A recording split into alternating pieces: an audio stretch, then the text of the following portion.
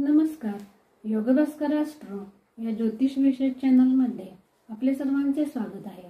आपण पाहत आहोत बुध राशी परिवर्तनाचा प्रत्येक राशीवर होणारा गोचर प्रभाव याचा दुसरा भाग. यापूर्वीच्या भागामध्ये आपण मेष, वृषभ, मिथुन, कर्क, सिंह आणि कन्या या राशीवर बुधाचा गोचर प्रभाव पाहिला. आज आपण तुळ, वृश्चिक, धनु, मकर, कुंभ आणि मीन या राशीवर होणारा बुधाचा राशी परिवर्तनाचा गोचर प्रभाव पाहणार आहोत. हे राशीफल आपल्या चंद्र राशीवर आधारित आहे. ज्यांना आपली चंद्ररास माहीत नाही अशांनी हे राशीफल आपल्या नामराशीनुसार पाहावे. दिनांक 19 जुलै 2024 रोजी बुध आपली सध्याची कर्क राशी सोडून ग्रहांचा राजा सूर्याच्या राशीत म्हणजे सिंह राशीत प्रवेश करणार आहे. येथे तो काही कालखंडासाठी वक्री अवस्थेत जाणार असून तो पुन्हा आपल्या मागील राशीत म्हणजे कर्क राशीत प्रवेश करणार आहे आणि त्यानंतर पुन्हा तो सिंह राशीत प्रवेश करणार आहे. हा कालखंड एकूण 47 दिवसांचा असणार आहे आणि या कालखंडामध्ये बुध हा ग्रह शनीशी समसप्तक योग करणार आहे, जो फारसा अनुकूल म्हणता येणार नाही, आणि गुरुशी तो मात्र केंद्र योग करीत आहे. ही स्थिती मात्र समाधानकारक म्हणावी लागेल. असा हा बुध तुळ राशीसाठी भाग्येश आणि व्ययश असून लाभस्थानातून आपले गोचरीचे भ्रमण करीत आहे. ही स्थिती तुळ राशीच्या जातकांसाठी राजयोग निर्माण करणारी आहे, कारण भाग्येश लाभात असणे हा एक मोठा राजयोग आहे. या काळात तुळ राशीच्या जातकांना ऋणापासून मुक्ती मिळणार आहे. तसेच ज्यांची येणी वसूल होत नाहीत त्यांची येणी या कालखंडामध्ये वसूल होणार आहेत. खर्च होणार आहेत, परंतु धनागमनाची स्थिती सुद्धा दिसून येत आहे. स्वतःच्या स्वास्थ्याची त्यांनी या काळात विशेष काळजी घ्यावी. वैद्यकीय खर्च या काळात होणार आहे, परंतु त्यामुळे स्वास्थ्य लाभ देखील होणार आहे. समाजामध्ये या काळामध्ये मानसन्मान वृद्धीस लागणार आहे. कामात व्यस्त राहत या काळामध्ये तुम्हाला मित्रांची साथ देखील मिळणार आहे. तर विद्यार्थी वर्गासाठी हा कालखंड अनुकूल असणार आहे. बौद्धिक विकास चांगला होणार आहे. त्यांची वाणी या काळामध्ये प्रखर बनणार आहे. आहारावर मात्र त्यांनी नियंत्रण ठेवावे. एकंदरीत विचार करता धनागमनाचे योग येत असल्याने तुळ राशीसाठी हे बुधाचे गोचर भ्रमण अनुकूल सिद्ध होताना दिसत आहे. तर वृश्चिक राशीसाठी बुध हा ग्रह अष्टमेश आणि लाभेश असून दशम स्थानात आपले गोचरीचे भ्रमण करत आहे. लाभेश असून दशम स्थानात गोचरीचे भ्रमण हा कामधेनू योग वृश्चिक राशीच्या जातकांसाठी निर्माण झालेला आहे. या काळात त्यांना शुभ समाचार मिळणार आहे.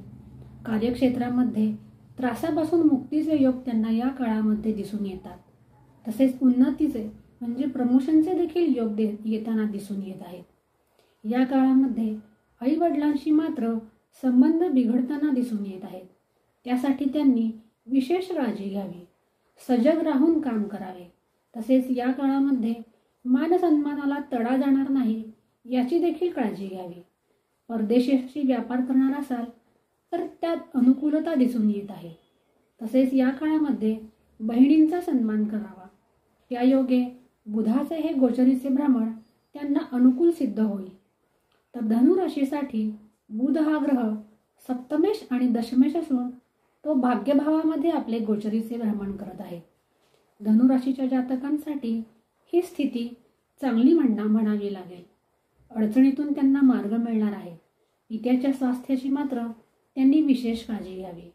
तसेच त्वचाजन्य विकार किंवा ॲलर्जीची शक्यता या काळामध्ये दिसून येत आहे. कामाची आधी आखणी करून नंतरच कामाला सुरुवात करावी. जे विद्यार्थी उच्च शिक्षण घेत आहेत त्यांच्यासाठी हा कालखंड चांगला आहे. दानधर्म या काळामध्ये केल्यास अनुकूलता प्राप्त होईल.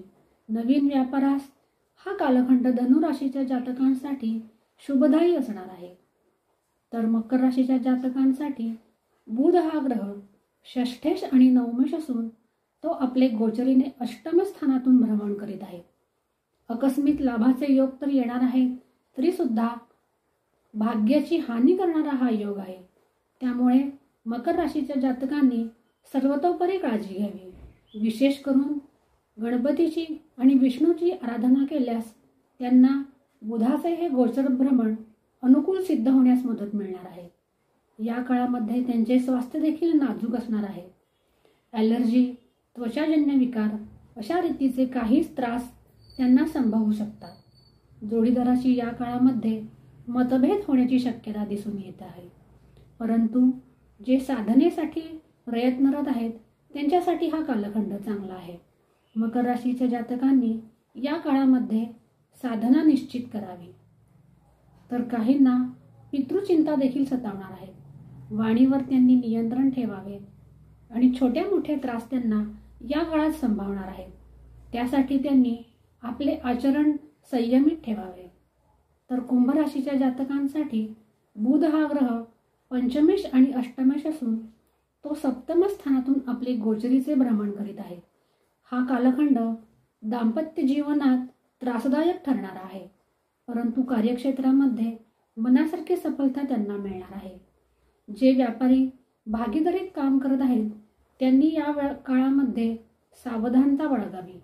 नोकरीसाठीचा हा कालखंड उत्तम म्हणता येईल। त्यांनी आपल्या वाणीवर नियंत्रण ठेवावे, जीवनशैली संयमित ठेवावी आणि वादविवादापासून शक्यतो दूर राहावे। मातृस्वास्थ्याची देखील त्यांनी या काळामध्ये काळजी घ्यावी। त्यायोगे बुधाचे हे भ्रमण त्यांना अनुकूल सिद्ध होईल। तर मीन राशीच्या जातकांसाठी बुध हा ग्रह चतुर्थेश आणि सप्तमेश असून तो षष्ठ स्थानातून आपले गोचरीचे भ्रमण करत आहे। 2 केंद्रस्थानांचा मालक हा षष्ठ भावातून गोचर करत आहे, त्यामुळे ऋणमुक्तीचे योग त्यांना येत आहेत। ज्यांना पैसा डुबलेला आहे त्यांच्यासाठी आशेचा नवीन किरण मिळणार आहे। डुबलेला पैसा प्राप्त होण्याचे संकेत दिसत आहेत, परंतु त्यांनी कोर्ट कचेरीपासून मात्र दूर राहावे। ज्यांना ॲलर्जीची शक्यता आहे त्यांनी आपल्या स्वास्थ्याची काळजी घ्यावी। तसेच या काळात छोट्या मोठ्या संततीच्या चिंता देखील त्यांना सतावणार आहेत। जे विद्यार्थी स्पर्धा परीक्षेची तयारी करत आहेत त्यांच्यासाठी हा कालखंड चांगला असणार आहे। मीन राशीच्या जातकांनी या काळात आपल्या रागावर नियंत्रण ठेवावे, तसेच वाहन देखील जपून चालवावे। तसेच बुधाचे हे गोचर अनुकूल होण्यासाठी श्री गणेशाची आणि श्रीहरी विष्णूची उपासना करावी। त्यायोगे बुधजन्य दुर्योगापासून त्यांची मुक्तता होऊ शकेल। अशा रीतीने आज आपण तुळ, वृश्चिक, धनु, मकर, कुंभ आणि मीन या राशींच्या जातकांसाठी बुधाचे हे गोचरीचे भ्रमण काय फळ घेऊन येत आहे याची चर्चा केली। अशाच प्रकारच्या नवनवीन ज्योतिषी आणि धार्मिक विषयांच्या खात्रीशीर माहितीसाठी चॅनलला लाईक आणि सबस्क्राईब नक्की करा। आज आपण येथेच थांबूया, पुन्हा भेटूया एका नवीन ज्योतिषीय विषयासह। तोपर्यंत नमस्कार।